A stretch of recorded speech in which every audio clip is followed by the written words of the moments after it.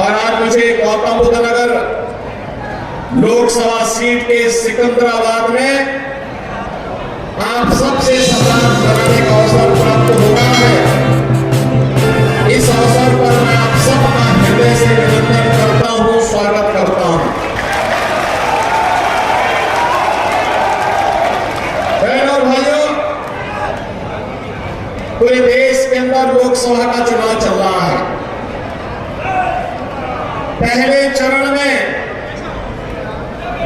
पूरे देश के अंदर अलग अलग राज्यों में कल मतदान होगा और दूसरे चरण में गौतम बुद्ध नगर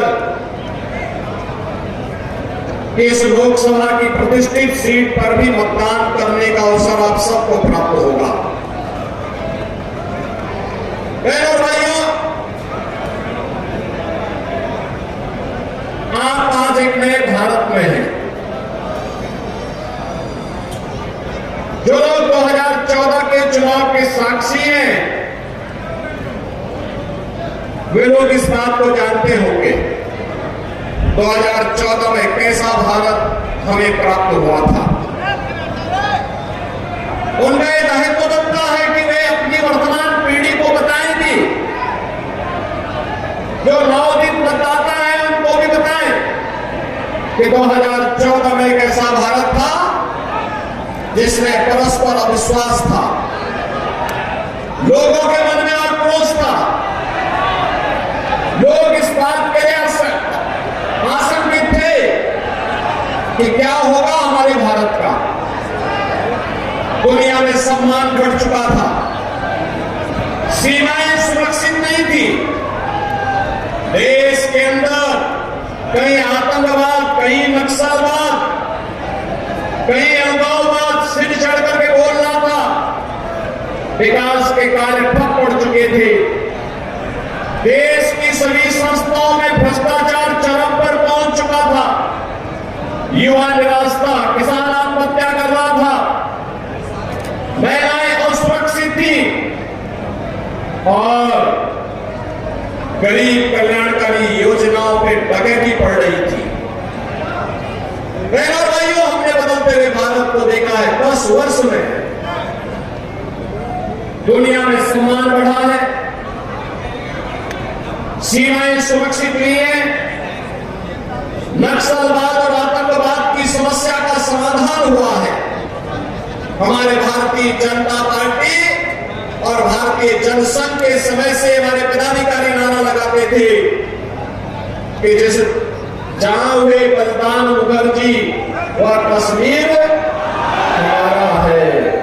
लेकिन बहनों और भाइयों, डॉक्टर श्यामा प्रसाद मुखर्जी जी का बलिदान कश्मीर में 2 विधान, 2 निशान और 2 प्रधान की व्यवस्था को समाप्त करने के लिए हुआ था। और कांग्रेस ने समस्या दी थी जिसने आतंकवाद फैलाया न जम्मू कश्मीर में केवल, बल्कि पूरे देश को आतंकवाद की चपेट में ला दिया। रोज विस्फोट होते थे, निर्दोष लोग मरते थे, व्यापारी तबाह होता था, परिवार के परिवार तबाह हो जाते थे और एक कांग्रेस के लोग तमाशबीन बने रहते थे। एक भी बार ये लोग आतंकवाद के खिलाफ बोलने को तैयार नहीं थे। और बहनों और भाइयों, आज आप देख रहे होंगे कश्मीर में धारा 370 समाप्त हो गई। महिलाओं की गरिमा की रक्षा करने के लिए 3 तलाक की कुप्रथा समाप्त हो गई। बहनों और भाइयों, इंफ्रास्ट्रक्चर कैसे होना चाहिए, ये सिकंदराबाद सबसे नजदीक है जेवर के, और जेवर में 15 अंतरराष्ट्रीय एयरपोर्ट आपके सामने एक उदाहरण है। बहनों और भाइयों, एशिया का सबसे बड़ा एयरपोर्ट आपके पास बन रहा है। इसका सवारी लाभ तो सिकंदराबाद और जेवर को ही होने जा रहा है। यही लोग सबसे ज्यादा लाभ मिलेंगे। हाँ, अर्थव्यवस्था प्रदेश और देश इसके माध्यम से सुदृढ़ होने वाली है। 12 लेन और 6 लेन के 8 लेन के हाईवे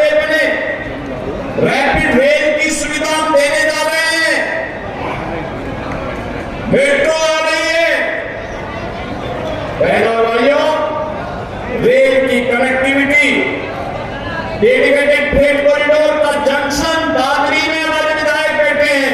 इन्हीं की विधानसभा क्षेत्र में डॉक्टर महेश शर्मा जी के इसी क्षेत्र में इसका भी लॉजिस्टिक का सबसे बड़ा केंद्र, देश का सबसे बड़ा केंद्र बनने जा रहा है, जहां लाख और नौकरियां निकलने वाली है। बहनों भाइयों, ये पहले दुनिया के अंदर इस प्रकार के इंफ्रास्ट्रक्चर के लिए जाना जाता था, लेकिन आज सौभाग्य से ऐसा इंफ्रास्ट्रक्चर आपके पास मौजूद है, या बनने जा रहा है या बन रहा है। और गरीब कल्याणकारी योजनाओं की तो कोई शामिल ही नहीं।